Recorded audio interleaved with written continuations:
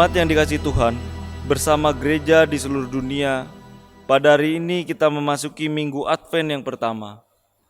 Lilin pertama dalam Minggu Advent adalah simbol pengharapan. Seperti tertulis dalam Roma 15 ayatnya yang ke-12.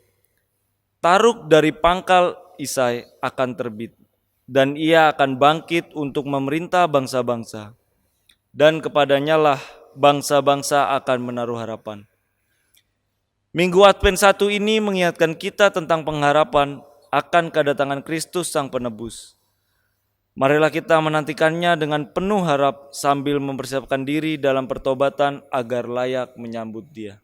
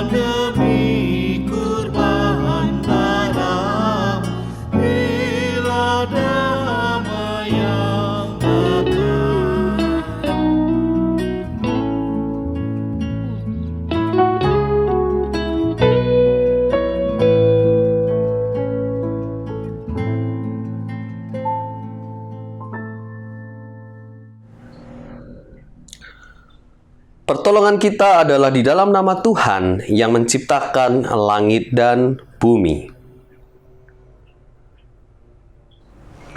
Kasih karunia dan damai sejahtera menyertai saudara.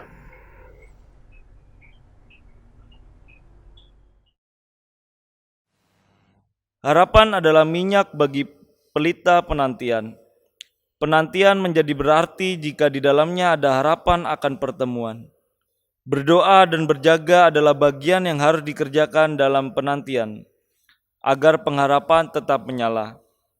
Dalam penantian kita akan kedatangan Tuhan kembali, seringkali kita lalai dalam berdoa dan berjaga. Saat ini, marilah kita mengakui kelalaian dan dosa kita di hadapan Tuhan. Mari kita berdoa. Siapakah kami ini ya Tuhan, sehingga Kau anggap layak duduk di hadapan-Mu mengenakan sepatu?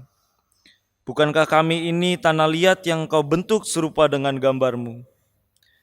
Terlalu mulia Engkau menempatkan kami di hadapan-Mu. Sementara kami tahu, beribu dosa pelanggaran kami membuat-Mu malu. Maka jangan pandang sepatu kami ya Tuhan, sebab Engkau tahu di balik sepatu yang menutupi telapak kaki kami, ada banyak dosa yang telah kami jalani. Seperti sabda-Mu, saat Anak Manusia datang kembali membelah langit, lalu turun dari awan-awan gelap yang menutupi bumi.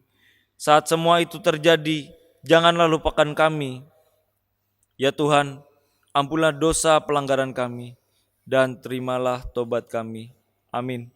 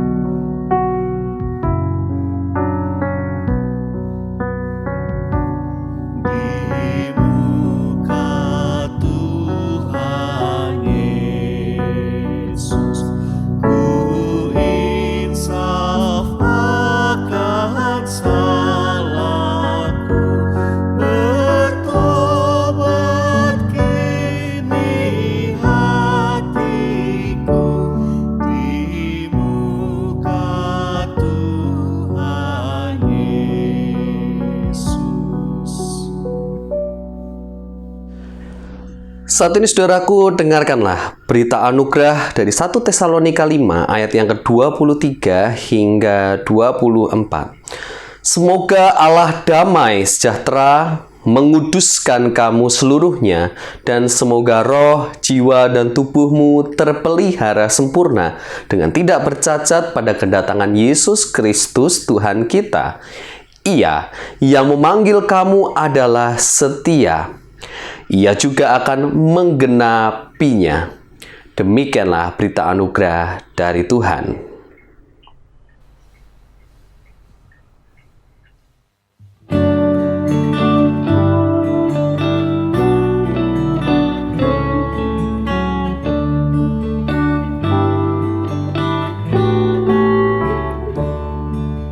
Yesusku juru selamatku, Tuhanku muhalisku, tumpuan pengharapanku dan perisai pelindunganku. Tagalah hidupku sendu dan hatiku nabimu, Tuhanku Yesus ku seru dan jiwaku tenang dan teduh. Setiap langkahku tempuh, ku toleh Tuhanku. Setiap hasratku gelut, ku tanya Tuhanku.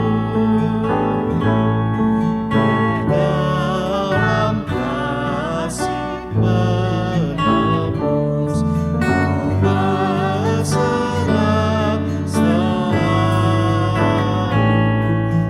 Tiada lagi takutku, walau hidup penuh seteru.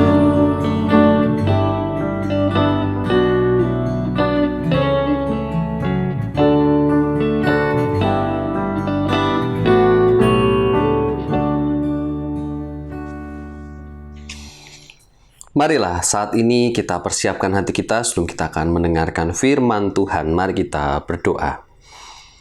Ya Allah, kami bersyukur karena Engkau yang telah mengampuni kami.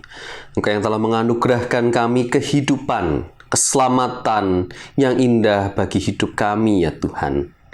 Biarlah firman Tuhan pada hari ini juga mampu mengubahkan kami, mengubahkan cara pandang kami Tuhan, untuk melihat dan mendengarkan firman-Mu lebih jelas lagi. Roh Kudus, Engkau yang membimbing kami supaya firman Tuhan yang kami dengar tidak berlalu, namun dapat kami lakukan dalam kehidupan kami. Di masa Advent ini, biarlah kami menantikan dengan berdoa dan berjaga dengan segenap kehidupan kami. Di dalam nama Tuhan Yesus Kristus kami berdoa. Amin. Injil Yesus Kristus menurut Markus 13 ayat 24 hingga 37. Tetapi pada masa itu, sesudah siksaan itu, matahari akan menjadi gelap dan bulan tidak bercahaya. Dan bintang-bintang akan berjatuhan dari langit, dan kuasa-kuasa langit akan goncang. Pada waktu itu orang akan melihat Anak Manusia datang dalam awan-awan dengan segala kekuasaan dan kemuliaannya. Dan pada waktu itu pun Ia akan menyuruh keluar malaikat-malaikatnya dan akan mengumpulkan orang-orang pilihannya dari keempat penjuru bumi, dari ujung bumi sampai ke ujung langit. Tariklah pelajaran dari perumpamaan tentang pohon ara. Apabila ranting-rantingnya melembut dan mulai bertunas, kamu tahu bahwa musim panas sudah dekat. Demikian juga jika kamu lihat hal-hal itu terjadi, ketahuilah bahwa waktunya sudah dekat. Sudah di ambang pintu. Aku berkata kepadamu, sesungguhnya angkatan ini tidak akan berlalu sebelum semuanya itu terjadi. Langit dan bumi akan berlalu, tetapi perkataanku tidak akan berlalu. Tetapi tentang hari atau saat itu tidak seorang pun yang tahu. Malaikat-malaikat di surga tidak, dan anak pun tidak. Hanya Bapa saja. Hati-hatilah dan berjaga-jagalah, sebab kamu tidak tahu bila manakah waktunya tiba. Dan halnya sama seperti orang yang berpergian, yang meninggalkan rumahnya dan menyerahkan tanggung jawab kepada hamba-hambanya masing-masing dengan tugasnya, dan memerintahkan penunggu pintu supaya berjaga-jaga. Karena itu berjaga-jagalah, sebab kamu tidak tahu bila manakah tuan rumah itu pulang, menjelang malam atau tengah malam atau larut malam atau pagi-pagi buta, supaya kalau ia tiba-tiba datang, jangan kamu didapatinya sedang tidur. Apa yang kukatakan kepada kamu, kukatakan kepada semua orang, berjaga-jagalah. Demikianlah Injil Yesus Kristus. Berbahagialah saudara yang mendengar sabda Tuhan dan melakukannya. Maranatha.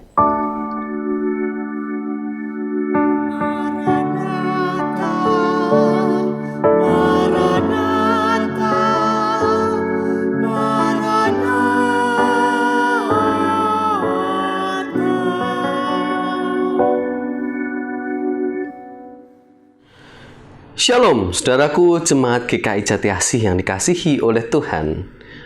Bicara soal akhir zaman, saudara-saudara. Pikiran kita, imajinasi kita langsung terbayang mengenai berakhirnya bumi ini. Hancur lebur, Pak.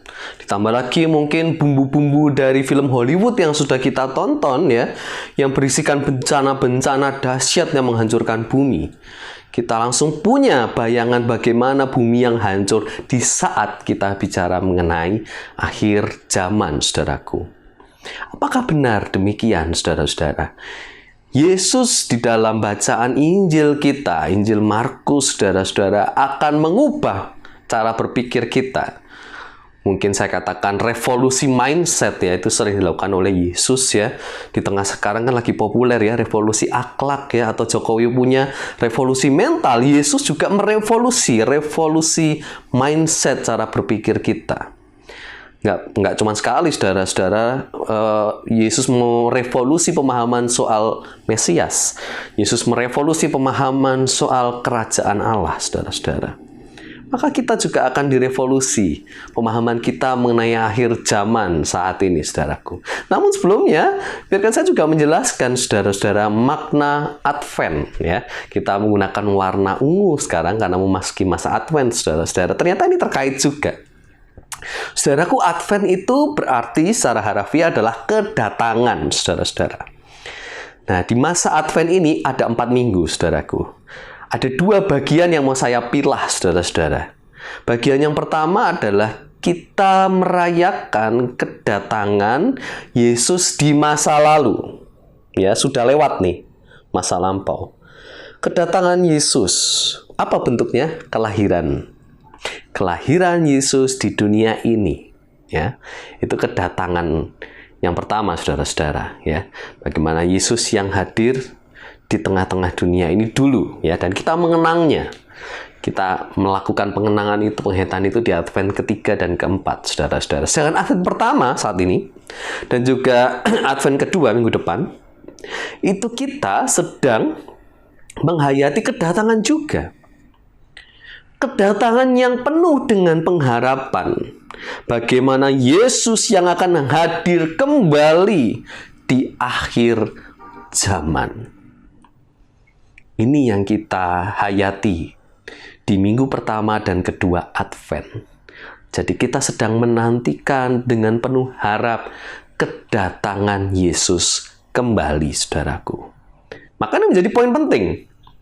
Saat bicara akhir zaman, sebetulnya bukan bicara soal kapan, bagaimana, sengeri apa, bukan itu. Tetapi bicara soal pengharapan kita. Bagaimana kita menunggu dengan penuh harapan. Itu yang harusnya menjadi pola pikir atau mindset kita saat kita bicara soal akhir zaman. Mari kita buka Alkitab kita, saudara-saudara. Hal yang menarik kalau kita membaca, ternyata saudara-saudara, di Markus 13 ayat 8, Yesus tidak menggunakan istilah akhir zaman. Mari kita lihat sama-sama. Markus 13 ayat 8. Sebab bangsa akan bangkit melawan bangsa dan kerajaan melawan kerajaan, akan terjadi gempa bumi di berbagai tempat, dan akan ada kelaparan. Semua itu barulah permulaan penderitaan menjelang zaman baru. Yesus mengatakan hal-hal ngeri yang kita bayangkan akhir zaman itu justru disebut dengan permulaan. Permulaan apa? Permulaan penderitaan menjelang zaman baru. Permulaan menjelang zaman baru, saudara-saudara. Seperti apa yang dimaksud oleh Yesus ini, saudara-saudara, dengan zaman baru itu sendiri? Kita perhatikan kembali konteksnya, saudara-saudara. Markus 13 ini diawali dengan pernyataan para murid yang mengagumi bangunan bait Allah yang begitu megah saat itu. Dikatakan respon Yesus di ayat yang kedua, Markus 13 ayat kedua. Lalu Yesus berkata kepadanya, "Kau lihat gedung-gedung yang hebat ini, tidak satu batu pun akan dibiarkan terletak di atas batu yang lain, semuanya akan diruntuhkan." Saudaraku, Yesus mengatakan ini, menubuatkan ini di hadapan para murid, dan benar terjadi 50 tahun kemudian, saudara-saudara. Tepatnya sekitar 70 sampai 77 Masehi, Bait Allah itu runtuh rata dengan tanah, saudara-saudara, karena peperangan dengan Kaisar Romawi yang terjadi pada waktu itu menghancurkan, saudara-saudara. Dan kita lihat bagaimana Yesus sebetulnya ingin mengingatkan bahwa peristiwa perang, peristiwa bencana, dan hal-hal yang mengerikan yang terkadang kita bayangkan, termasuk penderitaan, itu akan terjadi memang, dan akan menjadi bagian dari kehidupan kita. Namun bukan berarti itu menjadi tanda-tanda dari akhir zaman, atau kedatangan Tuhan kembali diawali dengan segala kehancuran itu. Bukan, Bapak Ibu. Mari kita pahami bersama-sama hal ini. Bagaimana saudara-saudara Yesus menjelaskan bahwa penderitaan yang akan dialami oleh para pengikut Kristus adalah sebuah resiko yang akan dihadapi. Dan terbukti bagaimana dalam sejarah kita lihat para murid mati dengan begitu mengenaskan di saat mengabarkan Injil. Penderitaan mereka alami, bencana. Kalau kita bicara bencana, saudara-saudara, bencana itu tidak akan pernah berhenti. Kalau kita bicara gempa sampai ke depan pun tidak akan pernah berhenti, karena lempeng di bumi akan terus bergerak, Jadi secara logika hukum alam, bencana akan tetap terjadi. Yang namanya gempa bumi, dan segala bentuk-bentuk bencana yang lain, itu akan terjadi di dunia ini, saudaraku. Dan itu bagian dari kehidupan ini. Begitu juga peperangan. Peperangan juga kita sudah melalui setelah zaman Yesus, setelah Yesus mati, peperangan ada, dan mungkin sebelum kita berdiri di zaman ini, peperangan sudah terjadi. Dan apakah ke depan akan terjadi peperangan?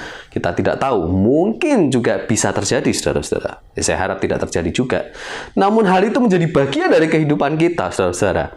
Yesus mau menekankan bahwa segala yang dibanggakan, yang dimuliakan, yang itu berwujud bangunan, yang seringkali dipuja-puja oleh manusia, dalam sekejap akan hancur oleh peperangan, oleh bencana alam, saudaraku. Dan bagaimana saudara-saudara yang namanya Bait Allah itu sebetulnya menjadi jati dirinya orang Israel pada waktu itu. Bait Allah adalah simbol kebanggaan mereka, simbol iman mereka. Bahkan ada beberapa yang memiliki mindset bahwa yang namanya Allah itu bersemayam di bait Allah, saudara-saudara. Sehingga nampaknya sangat terbatas sekali, sangat membatasi Allah itu dengan tempat. Dan Yesus mengatakan itu akan hancur dalam sekejap. Saudaraku, Yesus mau menekankan bahwa jangan kita fokus kepada bangunan-bangunan yang megah, apa yang ada di dunia ini. Bukan itu fokusnya. Kita diajak untuk fokus kepada Tuhan, yang hadir, bukan kepada bangunan-bangunan yang ada. Itu menjadi sebuah kritikan yang keras bagi para murid yang Yesus ucapkan, saudara-saudara. Bahwa sebenarnya di akhir dari penderitaan yang ada itu ada pengharapan, saudaraku. Maka Yesus menggunakan perumpamaan pohon ara, saudara-saudara. Mungkin kita pernah memiliki tanaman ini atau pernah menanam tanaman pohon ara. Yesus menggunakan perumpamaan pohon ara akhir dari penjelasan mengenai penderitaan-penderitaan itu, saudara-saudara. Dikatakan bahwa yang namanya zaman baru itu akan datang saatnya seperti pohon ara yang mulai muncul tunasnya, saudaraku. Munculnya tunas di pohon ara menandakan musim dingin telah berlalu. Musim dingin yang penuh dengan kematian bagi tanaman-tanaman. Dan muncul tunas sebagai tanda musim semi akan segera hadir, saudaraku. Ini dalam kalender Yahudi merupakan penanda, saudara-saudara, memasuki musim semi. Dan musim semi merupakan simbol musim yang sukacita. Maka perumpamaan tunas pohon ara adalah bermakna bahwa kehidupan yang penuh dengan sukacita, pembaharuan dari Tuhan, damai sejahtera itu akan dirasakan, saudaraku. Nah, kita bersyukur ya bahwa ternyata Yesus mengatakan sesuatu yang baik mengenai zaman baru atau yang kita sebut sebagai akhir zaman ini. Karena ternyata Yesus tidak mengatakan itu sebagai akhir zaman, tapi justru permulaan dan juga zaman baru, saudaraku. Hal yang positif, bukan hal yang negatif, bukan kengerian, bukan kehancuran, tapi sebuah kehidupan. Maka sudah seharusnya kita sebagai orang Kristen, di saat kita bicara soal akhir zaman, sikap kita, doa kita bukan lagi doa yang penuh dengan ketakutan, doa yang parno karena kiamat akan terjadi, bukan, tapi harusnya bersyukur. Karena Tuhan ternyata memberikan kehidupan. Dan menurut saya, karya Tuhan di dunia ini adalah karya yang baik, bahkan sangat baik, saudaraku. Tuhan yang memberikan cinta dalam perjalanan hidup orang Israel. Tuhan yang memenangkan kita dari kegelapan dan kejahatan. Di saat Yesus ada di atas kayu salib, dan mungkin kalau kita buka di kitab Wahyu, saudara-saudara, kita akan melihat akhir dari kitab Wahyu berbicara soal bagaimana terang itu, bagaimana kebaikan itu mengalahkan kegelapan dan kejahatan, saudaraku. Jadi bisa dicatat, saudara-saudara, kehadiran Yesus kembali ke dunia ini itu justru memberikan yang baik, memberikan kehidupan, memperbaharui, menyempurnakan yang selama ini rusak, selama ini gelap, selama ini hancur, saudara-saudara. Semoga ini menjadi pengharapan kita di masa Advent ini, dan terlebih lagi di tengah-tengah pandemi ini, saudara-saudara, kita menghayati dengan penuh harapan Yesus yang datang kembali adalah Yesus yang datang dengan kehidupan. Dengan segala hal baik, bahkan sangat baik yang akan terjadi.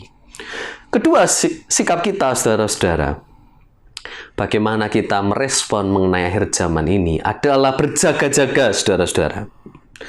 Seperti tuan rumah yang meninggalkan rumahnya lalu menitipkan tanggung jawab supaya para hamba-hambanya dapat mengurusi rumah yang ditinggalkan. Termasuk hamba yang harus menjaga pintu gerbang. Bagaimana dia harus berjaga dengan penuh standby, hati-hati, pencuri bisa datang kapan saja, saudara-saudara. Sikap berjaga-jaga, sikap standby ini menjadi sikap yang penting. Kenapa? Karena berjaga-jaganya bukan pasif tetapi aktif, saudaraku. Saya membayangkan berjaga-jaganya itu seperti robot yang lagi trending di kalangan ibu-ibu muda saat ini. Seperti ini, saudara-saudara. Anda tahu itu apa? Itu adalah robot pembersih lantai. Wah, ini seru nih kalau ngobrolin ini, saudara-saudara. Karena ibu-ibu tuh suka nih ngobrolin alat baru ini, saudara-saudara, belakangan ini, gitu ya. Harganya variatif dari yang ratusan ribu sampai harganya mungkin mendekati 10 jutaan, saudara-saudara. Dan saya juga baru tahu ternyata robot ini ya kalau kita set gitu ya, kita setting, dia bisa bekerja sesuai dengan waktu yang kita order. Mengerjainya sampai ke area mana saja. Dan saat dia selesai mengerjakan, dia akan kembali ke tempat chargernya secara otomatis, saudaraku. Bayangkan, sudah secanggih itu loh sekarang alat pembersih lantai ya. Nah, seringkali kebiasaan dari rumah tangga yang menggunakan alat ini, saudara-saudara, saat mereka tinggal pergi ya, lalu robot ini akan bekerja, saudara-saudara. Dia dengan aktif ya melakukan tanggung jawab si tuannya. Saya mau melihat, saudara-saudara, bagaimana robot ini dengan posisi standby dia tetap aktif.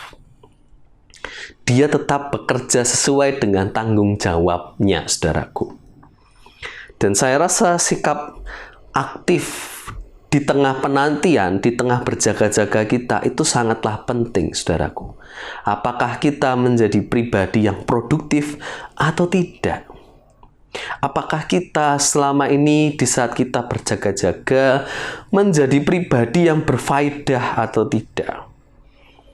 Kita sebagai gereja ada di masa penantian ini, kita menantikan ya, dan kehidupan terkini, saudara-saudara. Maka apa yang harus dilakukan gereja? Yang pertama, memperjuangkan keadilan. Yang kedua, memperjuangkan perdamaian. Dan ketiga, memelihara keutuhan ciptaan, saudaraku. Itu tanggung jawab kita di tengah masa penantian ini, saudaraku. Maka gereja tidak bisa tinggal diam di saat melihat perilaku tidak adil yang terjadi di masyarakat. Di saat yang namanya perpecahan itu terjadi, maka harapannya gereja GKI Jati Asih juga sangat concern jika ada mulai perpecahan di bagian sana-sini. Harusnya gereja memperhatikan itu benar. Jangan sampai terjadi yang namanya perpecahan di antara kita, saudara-saudara. Menciptakan perdamaian. Juga soal memelihara kehidupan. Bagaimana gereja memperhatikan yang namanya protokol kesehatan di tengah pandemi ini. Keputusan untuk ibadah online itu adalah bagian dari bagaimana gereja memelihara kehidupan. Entah Anda setuju atau tidak setuju, tapi kenyataannya itu yang harus dilakukan karena gereja punya potensi sangat-sangat besar dalam penularan pandemi ini, saudaraku. Maka jikalau kita saat ini masih bisa mendengarkan firman Tuhan, meskipun secara online ini, bersyukurlah. Karena sebetulnya, saudara-saudara, kita juga mendapatkan pemeliharaan, mendapatkan firman Tuhan dari pelayanan online ini, saudara-saudara. Inilah bentuk bagaimana gereja memelihara kehidupan ini. Begitu juga nanti saat kita mulai ibadah online, bagaimana kita juga harus mengikuti protokol yang baik. Saat ibadah mulai onsite, saudara-saudara, dan anak-anak kita yang katanya nanti sekitar 2021 sudah bisa mulai sekolah, bagaimana memelihara kehidupan itu tetap dilakukan. Jangan sampai kita menjadi klaster baru, menimbulkan resiko yang baru bagi kehidupan di sekitar kita, saudara-saudara. Ini tanggung jawab kita di tengah-tengah penantian ini, bahwa kita tetap menantikan, berjaga-jaga dengan aktif, saudaraku. Mari kita wujudkan, kita sambut kedatangan Yesus kembali dengan segala pelayanan kita, dengan segala keaktifan kita di masa penantian ini. Segala cara akan kita lakukan seperti yang namanya terang, saudara-saudara. Biarlah terang itu bersinar dan berfaedah. Kalau dalam bahasa Jawa disebut urip itu urup, atau urup itu urip, saudara-saudara. Bagaimana menyala itu hidup, ya. Bagaimana juga hidup yang menyala itu bisa berfaedah bagi orang lain. Biarlah kita yang sudah menjadi terang dapat terus menyinari orang-orang di sekitar kita. Dan kita merasakan cinta kasih Kristus. Disitulah kita menjadi orang Kristen yang bertanggung jawab di masa-masa penantian ini. Menantikan kedatangan Yesus yang datang kembali. Tuhan memberkati kita semua. Amin.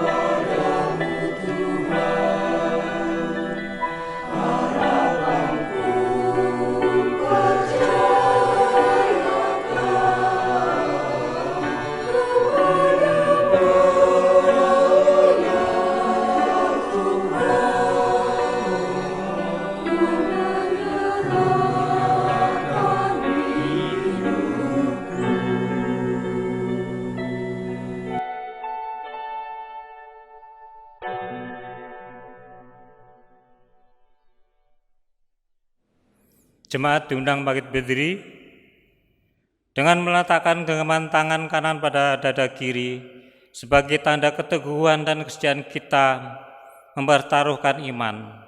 Bersama umat Tuhan sepanjang abad dan tempat, marilah kita mengucapkan pengakuan iman menurut pengakuan iman rasuli. Aku percaya pada Allah, Bapa yang Maha Kuasa, Khalik langit dan bumi, dan kepada Yesus Kristus, Anak yang tunggal Tuhan kita, yang dikandung daripada Roh Kudus, lahir dari anak darah Maria, yang menderita sengsara di bawah pemerintahan Pontius Pilatus, disalibkan, mati dan dikuburkan, turun dalam kerjaan maut. Pada hari yang ketiga, bangkit pula dari antara orang mati, naik ke surga, duduk sebelah kanan Allah, Bapa yang Maha Kuasa. Dan dari sana Ia akan datang untuk menghakimi orang yang hidup dan mati. Aku percaya pada Roh Kudus, gereja yang kudus dan am, persaudaraan orang kudus, pengampunan dosa, kebangkitan orang mati, dan hidup yang kekal. Amin. Silahkan duduk kembali.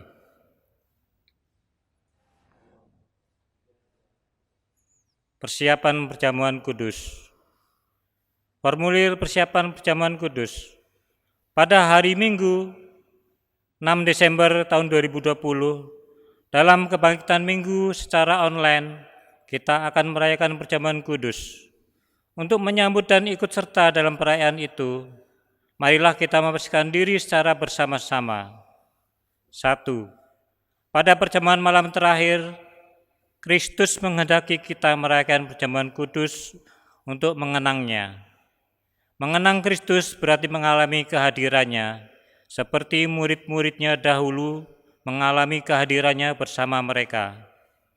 Mengenang Kristus juga berarti menyadari secara pribadi seluruh kehidupan Kristus yang diberikannya bagi keselamatan dunia. Sejak Ia lahir, melayani, menderita, sengsara, mati, dibangkitkan, dan dimuliakan di surga. Marilah kita merenungkannya. Apakah saudara benar-benar rindu untuk berjumpa secara pribadi dengan Kristus? Untuk mengalami kasih, kuasa, dan kebenarannya yang membarui hidup saudara? Apakah saudara menghayati bahwa seluruh kehidupan dan karya Kristus, yaitu kelahirannya, pelayanannya, penderitaannya, kematiannya, kebangkitannya, kenaikannya ke surga, sampai dengan kedatangannya kembali terkait erat dengan kehidupan saudara? Kedua, pada perjamuan malam terakhir ketika Kristus memecah roti dan mengangkat cawan, Ia membagikan tubuh dan darahnya sendiri kepada murid-muridnya. Menerima tubuh dan darahnya berarti dipersatukan dengan Kristus sehingga Ia menjadi kepala dan kita di tubuhnya. Menerima tubuh dan darahnya berarti dipersatukan dengan semua orang yang menerimanya juga menjadi satu tubuh dan satu roh. Marilah kita merenungkannya. Apakah saudara menghayati bahwa Kristus adalah kepala seluruh kehidupan saudara? Dalam hidup berjemaat dan bermasyarakat, dalam keluarga dan pekerjaan saudara? Apakah saudara menghayati bahwa saudara adalah anggota tubuh Kristus yang saling mengasihi seseorang terhadap yang lain?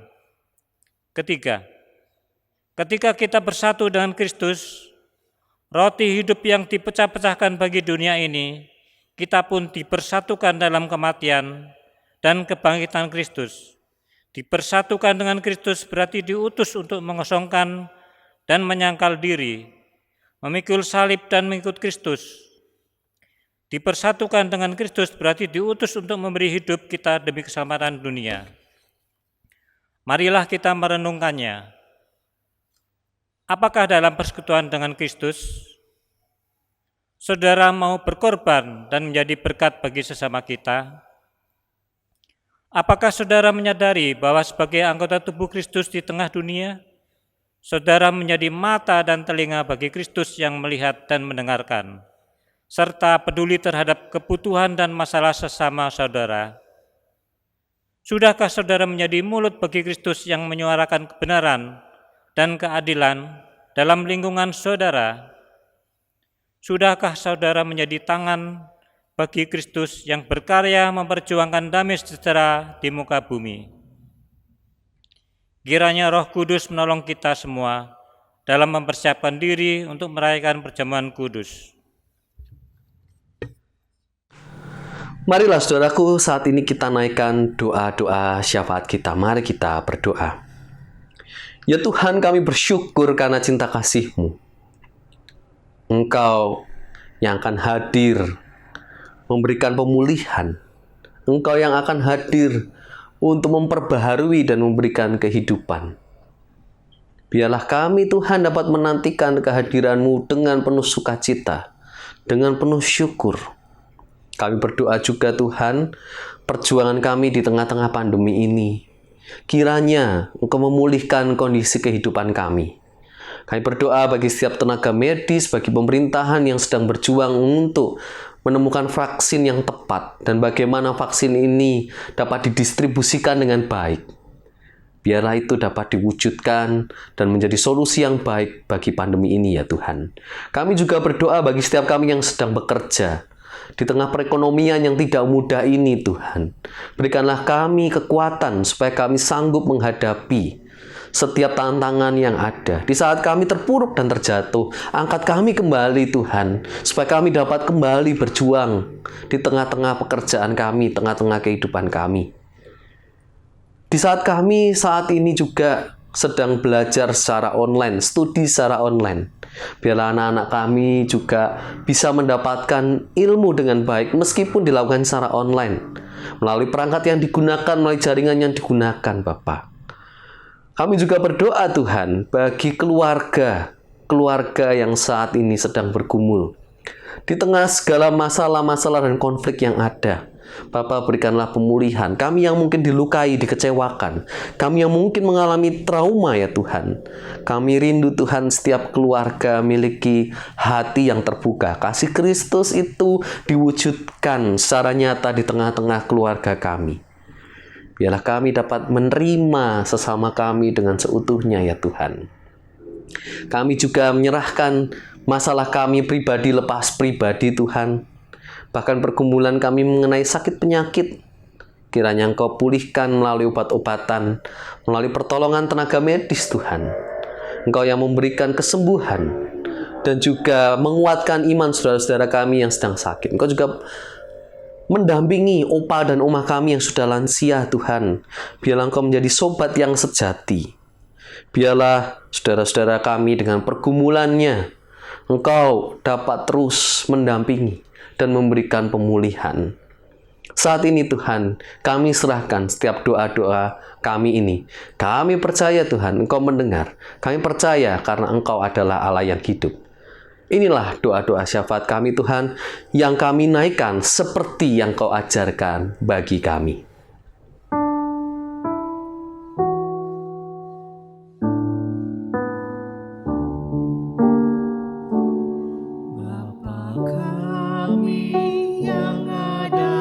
Sorga, dikuduskanlah nama-Mu, datanglah kerajaan-Mu, jadilah kehendak-Mu di bumi seperti di sorga. Beri kami hari ini makanan yang secukupnya, ampuni salah kami seperti kami ampuni yang bersalah pada kami. Jangan bawa kami dalam pencobaan, melainkan lepaskan kami dari yang jahat. Sebab Kaulah yang punya kerajaan dan kuasa dan kemuliaan sampai selamanya.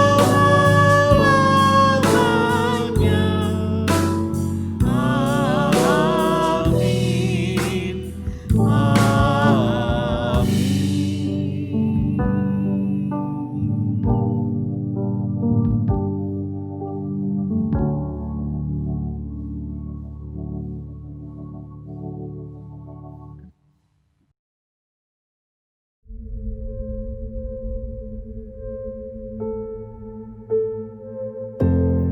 Aku bisa tersenyum, tertawa, melakukan apa saja sesukaku, tapi aku tidak mengerti apa arti dari hidup mengikutmu. Saat aku merindukan sabdamu yang memberikan penghiburan, memberikan kekuatan, pengharapan, kemana aku harus mencari? Di daerahku, sabdamu yang tertulis dalam Alkitab sulit aku peroleh. Kalau jemaat kami di sini ada sekitar 20 orang. Dari 20 orang itu hanya ada sekitar 10 orang yang punya Alkitab. Saya melihat ada beberapa lokasi, ada beberapa kampung. Itu Alkitab yang mereka miliki hanya satu. Bahkan mungkin di antara mereka ada yang tidak pernah memegang Alkitab. Sungguh merupakan keindahan dan kebahagiaan bagiku bila saatnya nanti aku bisa memiliki Alkitab.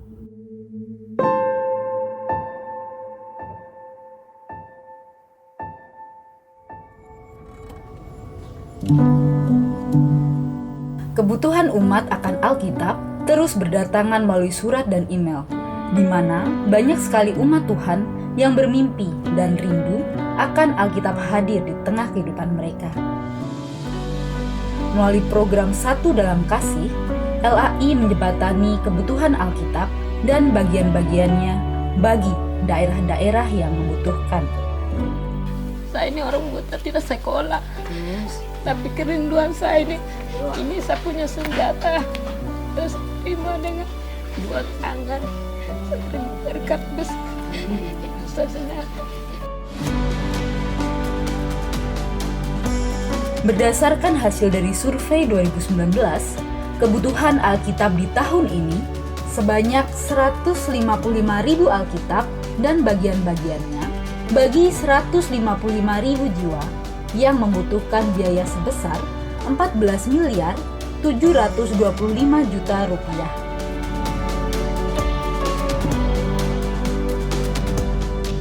Sampai dengan akhir September 2020, dana yang terkumpul dari hasil dukungan para donatur berjumlah 3.603.447.130 rupiah, sehingga masih membutuhkan dana sebesar 11.992.552.869 rupiah.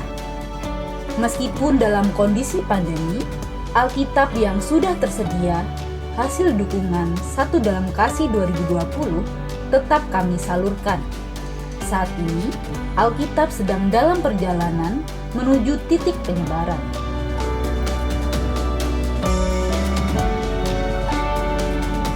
Menyongsong tahun 2021, LAI kembali mengajak gereja-gereja dan seluruh umat Kristiani di seluruh Indonesia untuk mendukung hadirnya Alkitab dan bagian-bagiannya bagi saudara-saudara kita di wilayah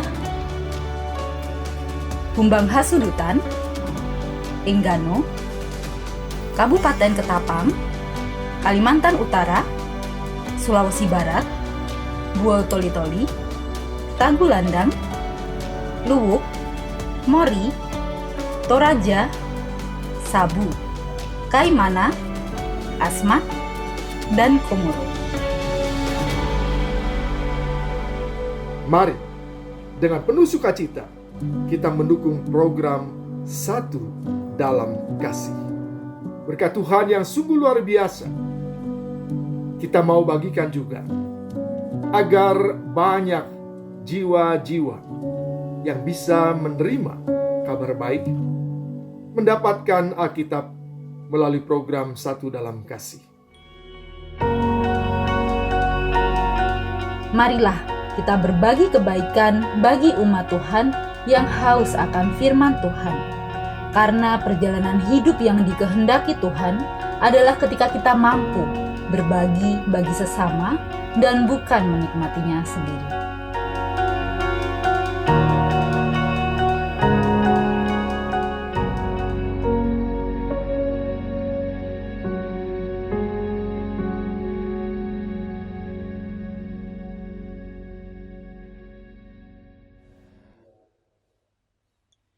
Marilah kita menyatakan syukur kepada Tuhan dengan membawa persembahan berdasarkan pengajaran Alkitab dalam 1 Petrus 2 ayat ke-5. Dan biarlah kamu juga dipenuhkan sebagai batu hidup untuk pembangunan suatu rumah rohani, bagi suatu imamat kudus, untuk mempersembahkan persembahan rohani yang karena Yesus Kristus berkenan kepada Allah. Persembahan pada saat ini dapat dimasukkan ke dalam amplop dan diserahkan ke gereja pada saat ibadah tatap muka yang akan datang, atau dapat ditransfer ke nomor rekening GKI Jati Asih seperti yang akan tertera pada layar.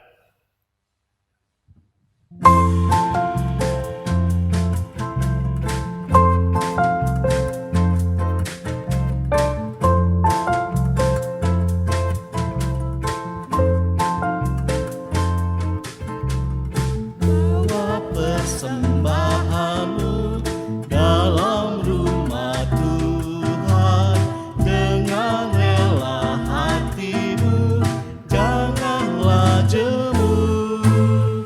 Bawa persembahanmu, bawa dengan suka, bawa persembahanmu, tanda sukacitamu. Bawa persembahanmu, ucaplah syukur.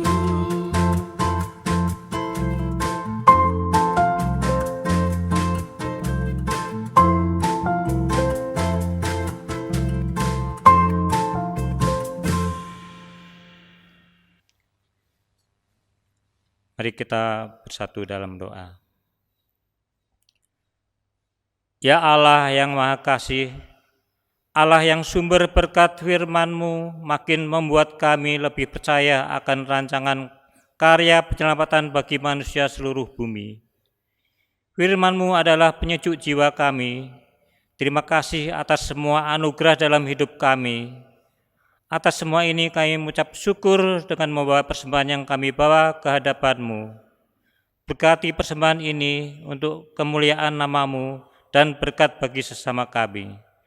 Kami berdoa dan mengucap syukur hanya di dalam Tuhan Yesus Kristus, Juru Selamat dan Penebus dosa. Amin.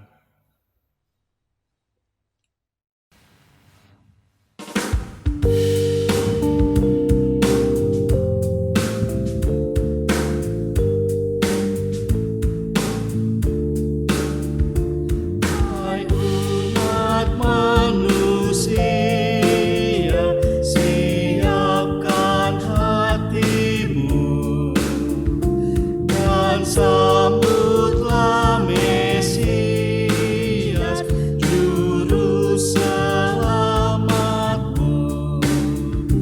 Kan datang segera, terang dan kehidupan yang dijanjikan Tuhan, mengingat rahmat-Nya di masa suci ini. Ku mohon padamu, ya Yesus, Kau sendiri siapkan diriku. Hatiku ubahlah, jadikanlah palungan tempatku mengakukan nama-Mu selamanya.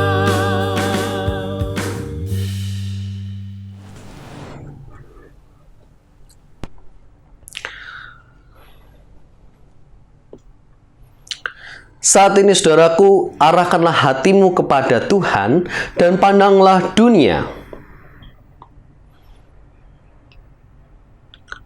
Berdoa dan berjagalah.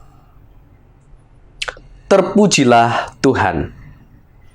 Terimalah berkat Tuhan. Tuhan memberkati engkau dan melindungi engkau. Tuhan menyinari engkau dengan wajah-Nya dan memberi engkau kasih karunia. Tuhan menghadapkan wajah-Nya kepadamu dan memberi engkau damai sejahtera.